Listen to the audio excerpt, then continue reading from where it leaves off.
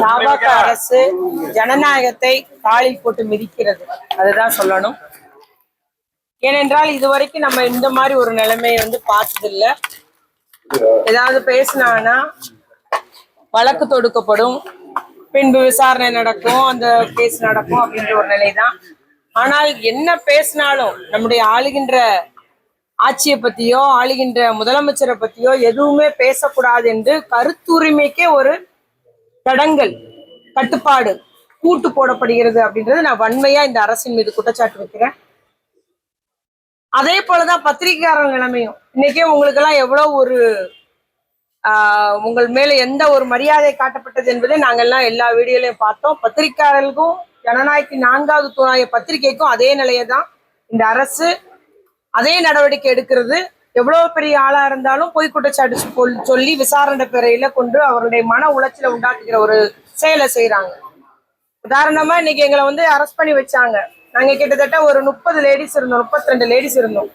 32 ladies எப்ப release பண்றாங்கன்னா 9:20க்கு release பண்றாங்க. 6 மணிக்கு மேலே நம்ம பெண்களை எங்கேயுமே கைது பண்ணியோ ஒரு இடத்தையே வைக்கக்கூடாது. 9:20க்கு ரிலீஸ் பண்றாங்க.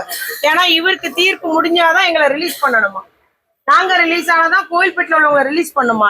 எவ்வளவு ஒரு அடக்குமுறை என்பதை பொதுமக்கள் நீங்கள் பாருங்க. காணாத கண்டவன் அவுப்பானா முடிவானான்னு ஒரு பழமொழி உண்டு. அதே போல இவங்க ஆட்சிக்கு வந்துட்டோம்னு சொல்லிட்டு அந்த ஆட்டம் ஆடுறாங்க.